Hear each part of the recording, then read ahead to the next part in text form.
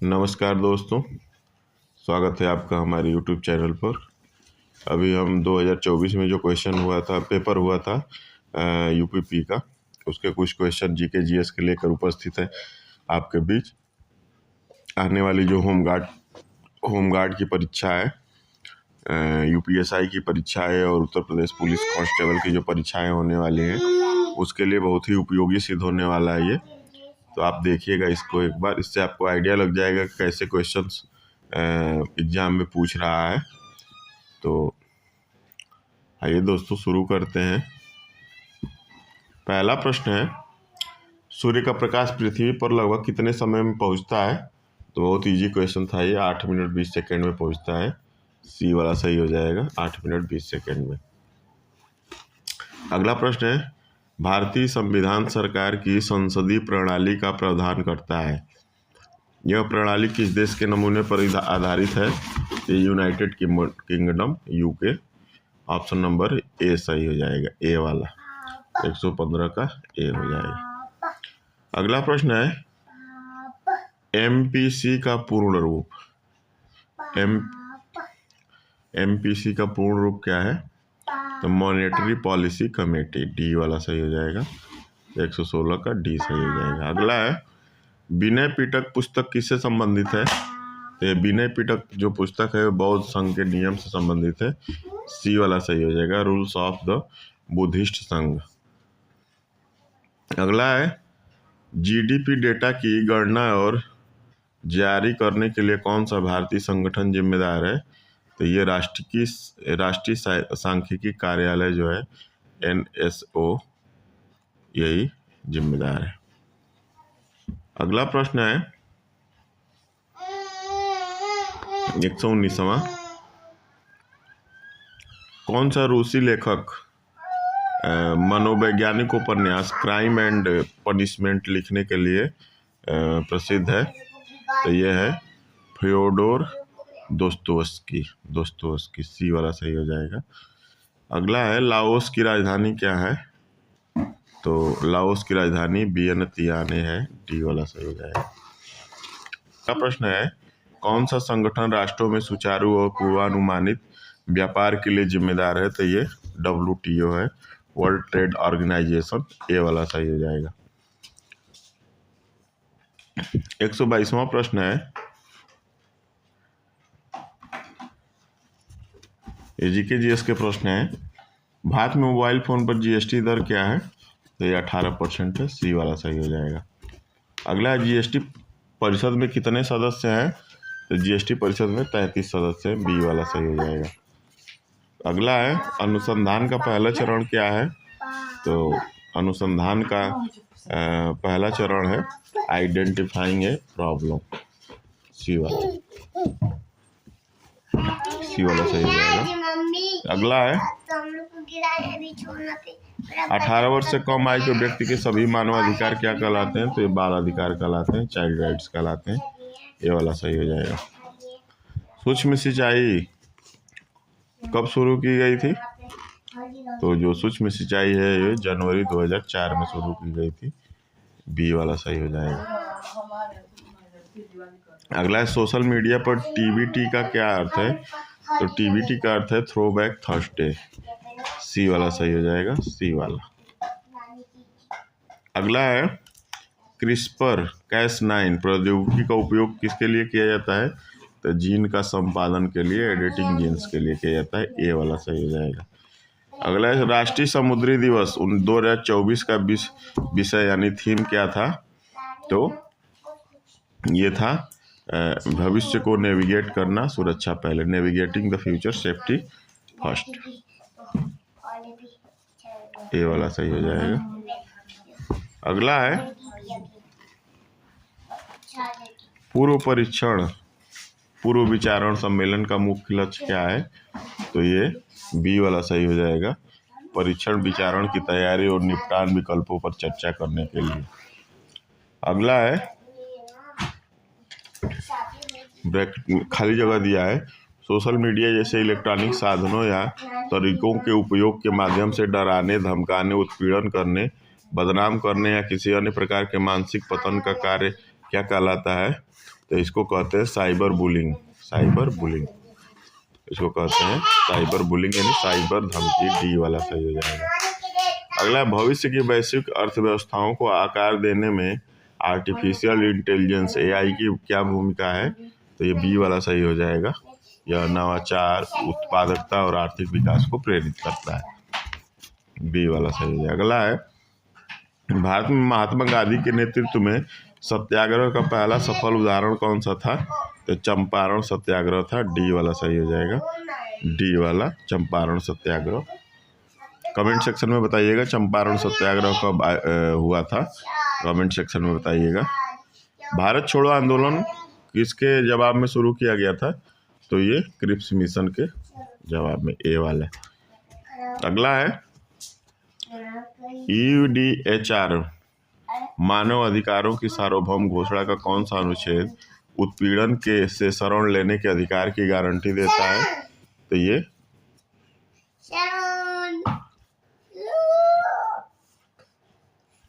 Article 14 हो जाएगा। B वाला सही हो जाएगा। बी वाला। अगला है, NPA का पूर्ण रूप क्या है? तो नॉन परफॉर्मिंग एसेट्स हो जाएगा, गैर निष्पादित परिसंपत्तियां। ए वाला सही हो जाएगा। ए वाला। अगला है, उत्तर प्रदेश के किस जिले में शेरा नृत्य मनाया जाता है? तो सी वाला सही हो जाएगा, ललितपुर में। अगला है, अगला प्रश्न है, व्यापक परमाणु परीक्षण प्रतिबंध संधि का मुख्य उद्देश्य क्या है? तो व्यापक परमाणु परीक्षण प्रतिबंध संधि का मुख्य उद्देश्य है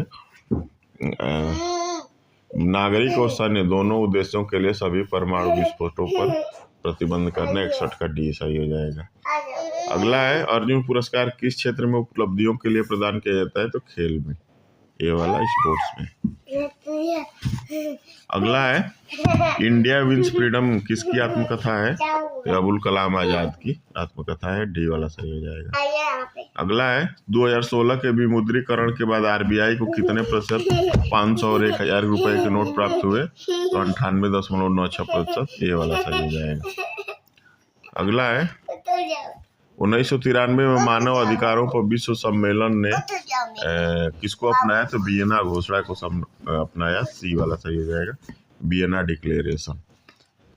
अगला प्रश्न है, किस संवैधानिक संशोधन अधिनियम ने लोकसभा और राज्य विधानसभाओं में अनुसूचित जातियों और अनुसूचित जनजाति के लिए सीटों के आरक्षण को बढ़ाया? तो 79वां जो संविधान संशोधन है। डी वाला ये सही हो जाएगा।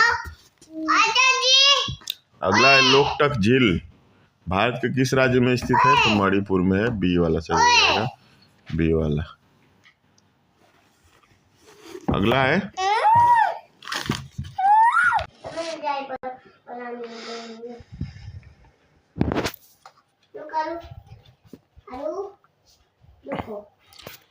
तो लोकटक झील भारत के किस राज्य में स्थित है? तो ये मणिपुर में स्थित है। बी वाला सही हो जाएगा।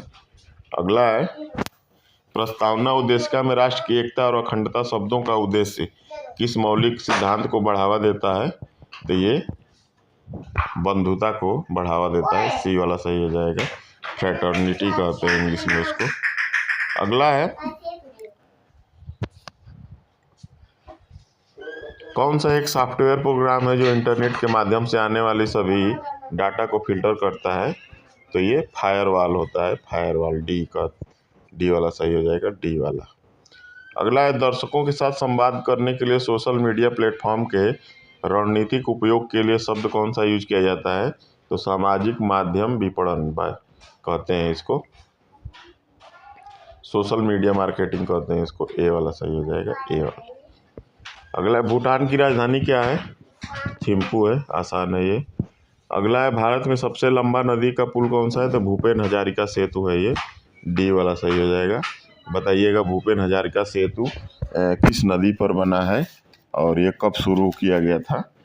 तो ये भूपेन हजारिका जो सेतु है ये शुरू किया 9.15 किलोमीटर 9.15 किलोमीटर लंबा है और 2017 में ये शुरू किया गया था और लोहित नदी पे शुरू किया गया था। लोहित नदी पे, तो लोहित नदी पे शुरू किया गया था। ये 9.15 किलोमीटर लंबा है और 2017 में शुरू किया गया था और लोहित नदी पर है। मोस्ट इम्पॉर्टेंट है ये। सरकार ने किसान क्रेडिट कार्ड योजना कब पेश की? तो सरकार ने किसान क्रेडिट कार्ड जो योजना है वो कब पेश की थी? तो ये अगस्त 1998 में नाबार्ड जो होता है, नाबार्ड बैंक, NABARD, उसके अंतर्गत। तो बी वाला सही हो जाएगा। अगला है, भारत और वियतनाम के बीच साझेदारी से उनके क्षेत्रीय सुरक्षा परिदृश्य में किस प्रकार परिवर्तन आएगा? तो ये रक्षा सहयोग और समुद्री शिक्षा बढ़ाकर, सी वाला सही हो जाएगा। अगला है, जून 2024 तक लोकसभा में विपक्ष के नेता कौन है? तो राहुल गांधी जी हैं, ये वाला सही हो जाएगा। अगला है, तुगलकनामा पुस्तक की लेखक कौन है? तो ये अमीर खुसरो है, ये वाला सही हो जाएगा। अगला, अंतर्राष्ट्रीय अक्षय ऊर्जा एजेंसी इरेना क्या करती है? तो ये क्या करती है कि अक्षय नवीकरणीय ऊर्जा के उपयोग को बढ़ावा देती है, ए वाला सही हो जाएगा। अगला है 78वां प्रश्न, वैश्विक आतंकवाद विरोधी प्रयासों के समन्वय के लिए किस संगठन को जिम्मेदार माना जाता है? तो UNOCT है ये, डी वाला सही हो जाएगा। अगला है, दूध उत्पाद, ब्रेड आदि आवश्यक वस्तुओं पर GST दर क्या है? तो 5% थी उस समय, ए वाला सही हो जाएगा। अगला है, चंद्रमा पर नासा के मानव युक्त लैंडिंग मिशन को क्या नाम दिया गया है जो 2024-25 तक होने की संभावना है? तो इसको आर्टेमिस कहा गया है, डी वाला सही हो जाएगा, डी वाला। अगला, अंतर्राष्ट्रीय थर्मोन्यूक्लियर प्रायोगिक रिएक्टर ITER परियोजना का उद्देश्य निम्नलिखित की व्यवहार्यता प्रदर्शित करना है। तो क्या करना है ये? तो बड़े पैमाने पर और कार्बन मुक्त स्रोत के रूप में संलयन ऊर्जा को बढ़ावा देना है, 81 का भी। अगला है, 14 सितंबर को किस रूप में मनाया जाता है? तो ये राष्ट्रीय हिंदी दिवस, ए वाला सही हो जाएगा। अगला है, भारतमाला परियोजना किससे संबंधित है? तो भारतमाला परियोजना सड़क मार्ग से संबंधित है। निम्नलिखित में से कौन सा त्यौहार भारत में प्रकाश के त्यौहार के रूप में जाना जाता है? दिवाली, बी वाला सही हो जाएगा। अगला, भारतीय GST में निम्नलिखित में से किस प्रकार का कर प्रस्तुत किया जाता है? तो आयकर, ए वाला सही हो जाएगा।